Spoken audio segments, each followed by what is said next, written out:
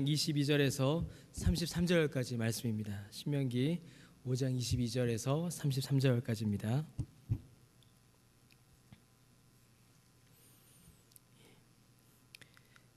신명기 5장 22절에서 33절까지 우리 한 절씩 나누어 읽도록 하겠습니다.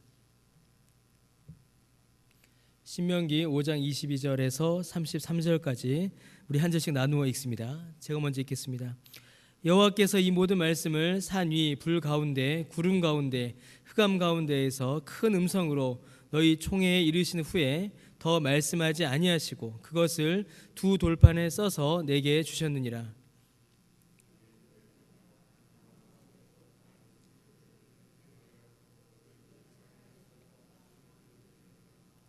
말하되 우리 하나님 여호와께서 그의 영광과 위엄을 우리에게 보이심에 불 가운데서 나오는 음성을 우리가 들었고 하나님이 사람과 말씀하시되 그 사람이 생존하는 것을 오늘 우리가 보았나이다.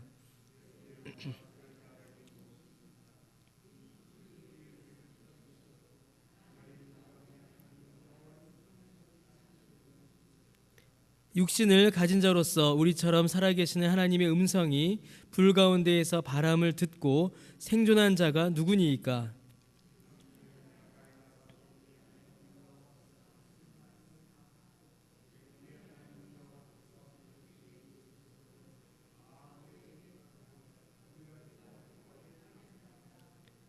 여호와께서 너희가 내게 말할 때에 너희가 말하는 소리를 들으신지라.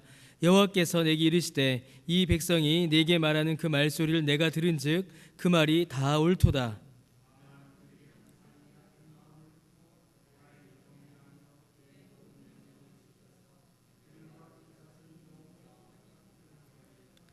가서 그들에게 각기 장막으로 돌아가라 이르고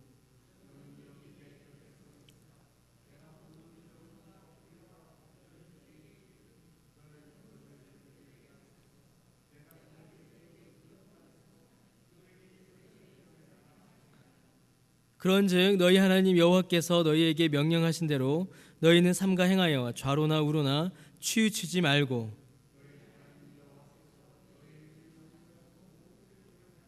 그리하면 너희가 살 것이요 복이 너희에게 있을 것이며 너희가 차지한 땅에서 너희의 날이 길리라. 아멘. 우리가 신명기 말씀을 우리가 계속 보고 있습니다. 이제 모세와 이스라엘 백성들이 가나안 땅으로 들어가기 직전이지요. 그 가나안 땅을 바라보며 이제 모세가 이스라엘 백성들에게 아주 중요한 교훈들을 주고 있는 것입니다. 지난 40년간의 여정을 돌아보며 그 여정들 중에 가장 중요했던 일들, 이스라엘 백성들이 정말로 기억해야 하고 깨달아야 하는 내용들을 모세는 이스라엘 백성들에게 이렇게 설교하고 있습니다. 바로 그 사건들 중에서 40년의 그 광야 역사 중에서 이스라엘 백성들이 반드시 기억해야 하고 깨달아야 될 것이 무엇이었냐면 바로 하나님께 율법을 받는 일이었습니다. 그래서 신명기 5장에서 모세는 하나님께 율법을 받았던 그 사건들, 곧 십계명을 받았을 때를 이제 돌아보며 그 사건들을 쭉 기록을 하고 있습니다. 그래서 신명기 5장 우리 앞부분 읽지 않았지만 앞부분에는 그 십계명이 무엇인지 그 십계명의 내용들이 쭉 기록이 되어 있지요. 십계명을 받았고 그 십계명의 내용이 무엇인지를 다시 한번 이야기해주며 모세는 이스라엘 백성들이 하나님께 율법을 받았다라는 사실을 매우 강조하여 설명하고 있습니다. 이 율법이 선포되는 이스라엘 백성들이 모세를 통하여 하나님의 율법을 받는 이 전체의 내용, 전체의 과정을 볼 때에 이스라엘과 하나님 그리고 모세 이렇게 세 주체라고 할 수 있겠지요. 하나님과 이스라엘과 모세 이 세 주체 사이에 아주 특별한 관계가 있는 것을 우리가 볼 수가 있습니다. 오늘 우리가 읽은 본문만 봐도 그것이 드러납니다. 곧 하나님과 이스라엘의 관계는 단절되어 있고 모세가 하나님과 이스라엘 사이를 중보하고 있는 것을 우리가 본문을 통해서 볼 수가 있습니다. 하나님께서는 모세를 통하여서 이스라엘에게 율법을 주십니다. 그러나 하나님과 이스라엘의 관계는 사실은 단절되어 있습니다. 이스라엘이 하나님과 함께하지 못하는데 매우 특별한 은혜로 지금 하나님 앞에 나와 있는 것입니다. 5절 말씀에 보시면 이스라엘 백성들은 하나님 앞에 나아가지 못하고 모세가 중간에서 하나님의 말씀을 전하는 것을 볼 수가 있습니다. 더하여 25절과 27절 말씀에도 같은 표현이 등장합니다. 이스라엘은 하나님의 영광스러운 임재를 보았습니다. 그러나 그들은 하나님 앞으로 나아가지 못합니다. 그래서 그때에 모세가 매우 중요한 사역을 감당하게 됩니다. 제가 방금 전에도 말씀드렸던 것처럼 모세는 하나님 앞으로 나아가지 못하는 이스라엘과 그 이스라엘에게 율법과 언약을 주시는 그 하나님 사이에서 중재자, 중보자의 역할을 하고 있는 것입니다. 여러분, 이 관계를 통하여서 우리는 복음에 대한 매우 중요한 교훈을 이 본문에서 찾을 수가 있습니다. 하나님께서 이스라엘 백성들에게 말씀하셨습니다. 그 모습을 직접 드러낸 것이 아니라 그들에게 음성으로만 말씀하셨습니다. 그런데 여러분, 24절 말씀을 보시면은 이스라엘 백성들이 이 하나님의 음성을 듣는 것과 하나님을 보는 것을 동일하게 여기는 것을 우리가 볼 수가 있습니다. 하나님을 뵈면 죄인이 죽지요. 그런데 그 관점, 그 논리를 하나님의 음성을 듣는 것에도 똑같이 적용을 하고 있습니다. 하나님의 음성을 듣는 것과 하나님을 보는 것이 이스라엘에게는 같은 일이었습니다. 같은 일이었죠. 왜냐하면 하나님은 형체가 없으신 분이시기 때문에 그렇습니다. 하나님께서는 형체가 없으시기에 하나님께서 말씀하시는 것은 하나님께서 나타나시는 것과 같은 일이 되는 것입니다. 하나님이 하나님의 영광과 위엄을 보이시는 것과 하나님의 음성을 들려주는 일은 모두가 다 하나님이 하나님 자신을 나타내시는 하나님의 현현입니다. 형체가 없으신 하나님께서는 말씀으로 또 영광으로 임재하십니다. 하나님의 영광의 빛도 그 음성의 말씀도 형체를 보이시는 일도 모두 하나님의 임재 안으로 들어가는 놀라운 일인 것입니다. 그래서 이스라엘 백성들은 하나님을 보는 것과 하나님의 음성을 듣는 것 모두를 같은 것으로 여기고 있습니다. 여러분, 우리가 여기에서 잠시 우리가 이제 본문에서 잠깐 벗어나지만 우리가 꼭 기억해야 할 것이 하나 있습니다. 하나님의 말씀 안에 있다라는 것은 하나님의 임재 안에 있는 것과 같은 것이다라는 사실입니다. 사랑하는 성도 여러분, 우리가 하나님과 함께하고 싶다면, 하나님의 임재를 정말 경험하고 싶다면, 여러분, 우리는 하나님의 말씀과 함께하면 됩니다. 하나님의 말씀과 함께하는 삶, 하나님의 말씀과 함께하는 그 모든 시간들은 하나님의 임재 안에 있는 시간이요, 하나님과 함께하는 시간입니다. 하루 종일 하나님의 말씀을 묵상해 보십시오. 하루 종일 하나님의 말씀을 묵상하고 하나님을 되뇌이면 어떨까요? 우리는 하나님의 임재 안에 거하게 됩니다. 하나님의 말씀을 묵상하고 하나님을 되뇌이고 하나님을 생각할 때에 그 능력의 말씀이 우리 안에 역사하시고 성령께서 우리를 주장하심으로 우리가 비록 이 땅에서 걸어가고 있으나 우리는 그 순간 하나님의 임재를 경험하게 됩니다. 하나님께서는 하나님의 말씀으로 우리와 함께 하십니다. 이 사실을 우리가 기억하시고요. 다시 좀 본문으로 돌아오겠습니다. 이스라엘 백성들은 그렇게 하나님의 음성을 들을 때에 하나님이 임재하신다, 하나님의 임재를 경험하게 됩니다. 여러분, 하나님과 함께한다라는 것은 참으로 놀랍고 영광스러운 일입니다. 그러나 구약시대 이스라엘 백성들에게는 이것이 조금 다른 의미를 가지고 있었습니다. 하나님의 임재는 너무나도 놀랍고 영광스러운 일이다라는 것을 이스라엘 백성들도 잘 알고 있었습니다. 그리고 그 은혜를 너무나 귀하게 여겼고 그것이 얼마나 대단한 일이며 특권인가도 그들은 알고 있었습니다. 우리가 읽은 본문에 그게 잘 나타나고 있습니다. 그러나 동시에 이스라엘 사람들은, 구약시대의 이스라엘 백성들은 하나님의 임재를 두려워했습니다. 왜냐하면 26절의 말씀과 같습니다.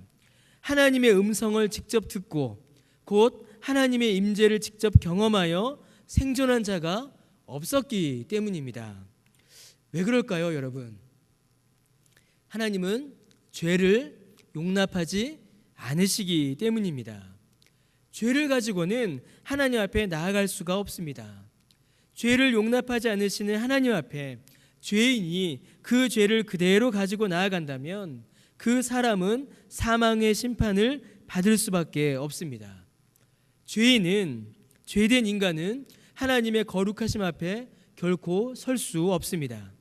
그래서 여러분, 구약 이스라엘 백성들이 하나님의 임재에 대한 생각은, 그들이 가지고 있었던 하나님의 임재에 대한 생각은 이중적이었습니다. 곧 하나님의 임재의 영광과 거룩에 대한 사모함은 그들이 가지고 있었습니다. 왜냐하면 하나님을 믿기 때문이죠. 하나님의 영광과 하나님의 거룩에 대한 사모함이 그들 안에는 있었습니다. 그러나 그 사모함보다 두려움이 그들에게는 더 컸습니다. 죄인이 가지고 있는 이거는 본능적인 두려움입니다. 하나님의 영광이 아무리 좋아도, 하나님의 거룩하심을 아무리 사모하여도 하나님의 그 영광 앞에 죽을 수밖에 없는 죄인이라는 사실을 그들이 너무나도 잘 알고 있었기 때문입니다. 그래서 하나님의 임재, 하나님의 영광이라는 말을 들을 때마다 이스라엘 백성들은 늘 두 가지의 생각을 가질 수밖에 없었던 것이죠. 아, 좋다, 우리의 창조주 하나님이시다, 영광스럽다, 거룩하다라는 생각과 동시에 하나님의 임재 앞에 나아가면, 하나님이 지금 우리 앞에 오시면 우리는 다 죽는데, 이런 두려움이 그들에게 함께 있었던 것입니다. 그래서 하나님 임재하시려면 우리에게 임재하지 마시고 어디에만 임재하시라고 할까요? 이스라엘 백성들이요, 성전에만 임재하십시오, 그렇게 생각한 겁니다. 왜냐하면 일단 우리가 살아야 되잖아요. 좋은 곳도 있어야 되잖아요. 그러니까 좋은 거, 좋지만 무서운 거는 성전에만 계시고 일단 우리는 살아가겠다라는 겁니다. 하나님 임재하시면 좋지요. 그런데 언제만 임재하시라고 이스라엘 백성들은 생각했을까요? 대속죄일에만 하나님 임재하세요라고 생각한 겁니다. 왜냐하면 대속죄일에 제사장이 이스라엘의 모든 죄를 지고 가서 용서를 받기 때문이죠. 그러니까 이스라엘 백성들이 하나님의 임재, 하나님의 거룩에 대하여 가지고 있었던 생각은 이렇게 제한적이었습니다. 좋지만 가까이 할 수 없는, 너무나 아름답지만 자칫 죽을 수 있는 그런 경외죠. 참으로 경외죠. 너무나 사랑하지만 너무나 두려운 그런 것이 바로 하나님의 임재에 대한 생각이었습니다. 그래서 여러분, 유대인들이 오늘 본문에 나오는 것처럼 모세에게 매우 특별한 직분과 사역을 요구하고 있는 것입니다. 바로 중보자, 중재자의 사역인 것이지요. 하나님의 영광을 누리고도 싶습니다. 하나님이 주시는 복도 받고 싶어요. 그러나 하나님 앞으로 나아갈 수 없는 이스라엘 백성들은 모세에게 중재를 부탁하고 있는 것입니다. 우리가 못 가니까 모세, 당신이 우리 대신 가서 하나님의 복을 좀 받아오라. 그리고 그 복을 우리에게 전해달라. 그 부탁을 지금 하고 있는 것이지요. 27절 말씀이 바로 그 말씀입니다. 이스라엘이 모세에게 부탁합니다. 당신이 하나님께로 나아가서 하나님의 말씀을 잘 듣고 그 말씀을 우리에게 가르쳐 주소서. 그러면 우리가 그 말씀을 순종하겠습니다. 그렇게 중보자로, 중재자로 모세를 세우고 있는 것입니다. 그렇게 해서 하나님께서는 율법을 이스라엘 백성들에게 전해 주셨습니다. 여러분, 율법은 그래서 이 두 가지의 사실을 우리에게 알려줍니다. 첫 번째는 이 율법은 우리가 죄인이라는 사실을 알려줍니다. 그 율법을 통하여서 우리의 죄가 드러나고 죄인에게 주시는 하나님의 말씀이었기 때문이지요. 그런데 여러분, 이 율법을 통하여서 하나님께서 우리에게 알려주시는 정말로 중요한 것이 하나 더 있습니다. 우리가 율법을 이야기할 때 이 율법이 우리의 죄를 지적한다라는 것은 잘 알지만, 지금 제가 말씀드리려고 하는 이 두 번째 지식은 우리가 잘 이렇게 놓칠 때가 많습니다. 율법이 우리에게 알려주는 것은 우리가 죄인이다라는 사실만이 아니라 우리가 구원을 받기 위해서는 반드시 중재자, 중보자가 있어야 한다라는 사실을 우리에게 동시에 알려줍니다. 곧 사람은 죄인이라서 율법을 받는 일조차도 중재자, 중보자가 필요했습니다. 더 나아가 그 율법을 지켜서 하나님 앞으로 나아가는 것도 중보자가 없이는 불가능하다라는 사실을 이 율법이 처음부터 우리에게 알려주고 있는 것입니다. 여러분, 그 중보자, 그 중재자가 누구일까요?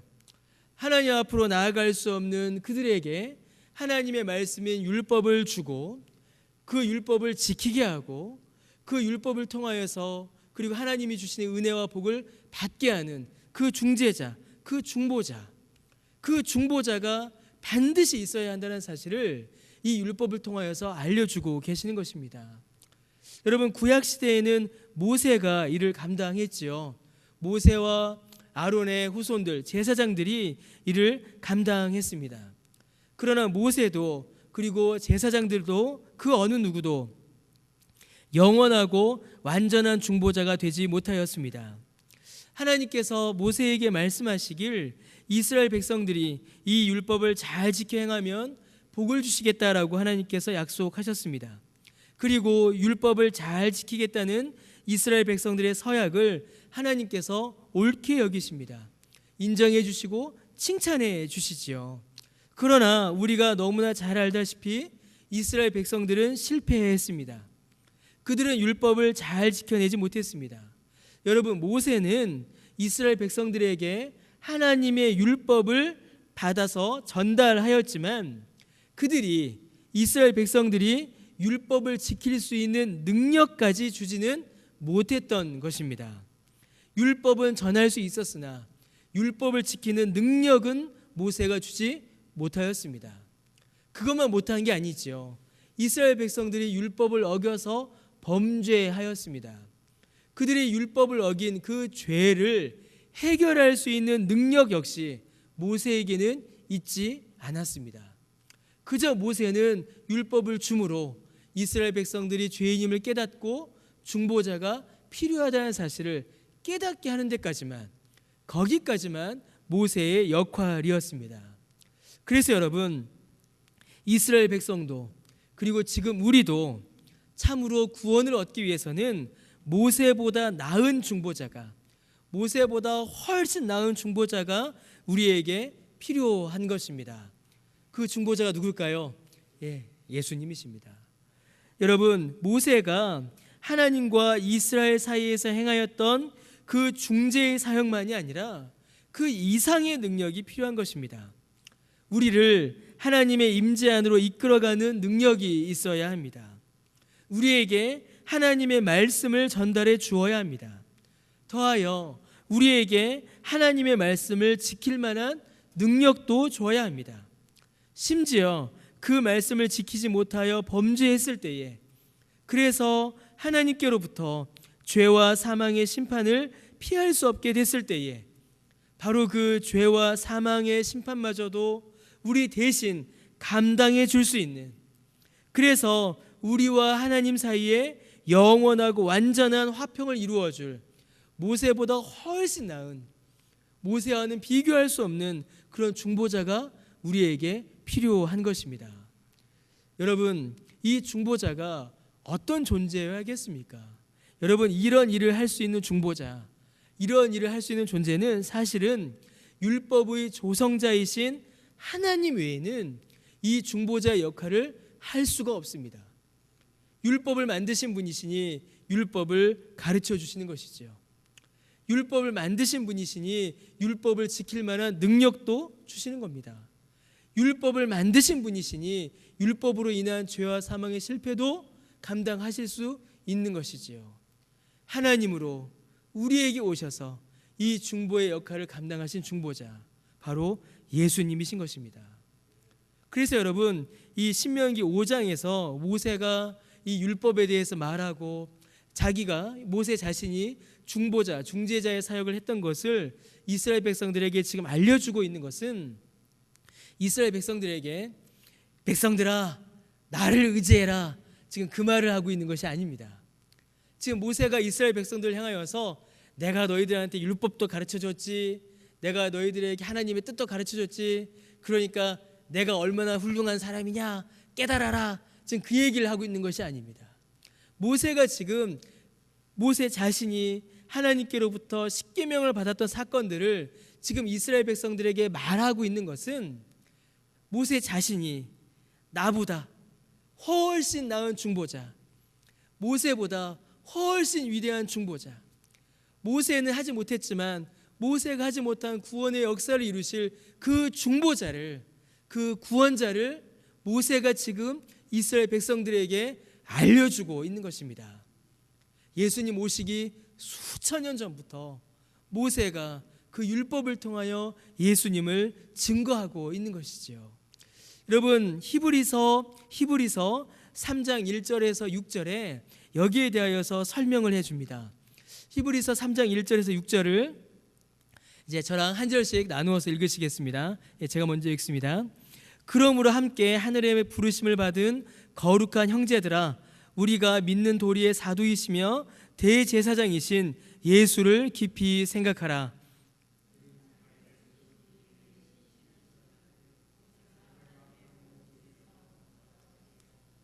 예수님이 어떠셨다고요? 모세가 하나님의 집에서 한 것과 같이 하셨다라고 되어 있습니다. 그러니까 모세의 사역을 예수님도 하신 거예요. 그런데 어떻게 하셨냐면요, 제가 3절 읽습니다. 그는 모세보다 더욱 영광을 받을 만한 것이 마치 집 지은 자가 그 집보다 더욱 존귀함 같으니라.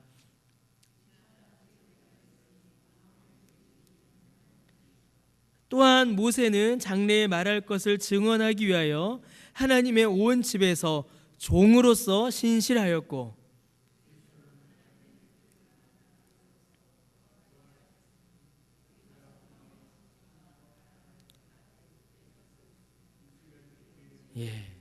모세가 놀라운 중보의 사역을 감당했지만 모세보다 더욱 영광 받으실 만한 분이 바로 예수님이시다라는 것입니다. 모세는 그의 사역을 통하여서 장래에 이루어질 일을 신실히 증언하였습니다. 그러나 예수님께서는 바로 그 예언을, 바로 그 증언을 이루셨습니다. 우리를 위한 그 중보의 사역을 온전히 이루셨고 우리를 건지셨으며 하나님과 우리 사이에 영원한 화평을 누리게 하신 것입니다. 예수님이 말씀이시고 또 그 말씀을 우리에게 주셨습니다. 예수님이 우리에게 성령을 부으사 그 말씀에 순종할 능력을 주셨지요.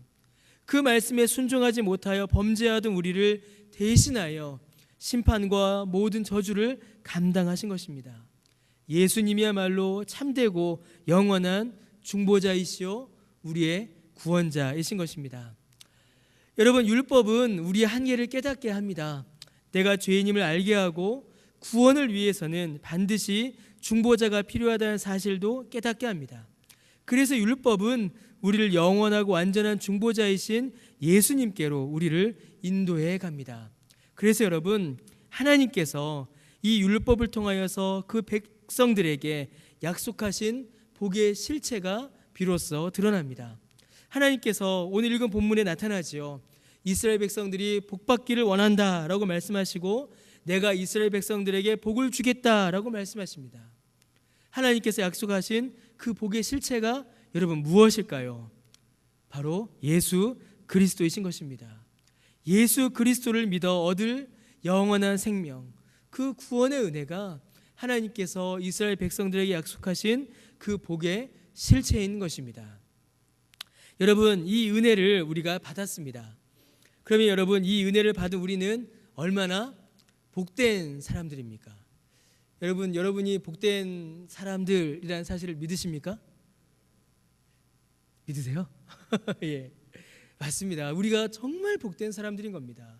감히 하나님 앞으로 나아갈 수 없었는데, 그 하나님의 영광과 하나님의 은혜를 받아 누릴 수 없었는데 예수님의 그 중보의 사역으로 말미암아 그 복을 받았으니 여러분, 이것보다 더 큰 복이 어디에 있겠습니까? 여러분, 세상의 모든 보화가 이것보다 과연 귀하겠습니까? 그것보다 훨씬 귀하고 비교할 수 없는 그 복이 바로 예수 그리스도이신 것입니다.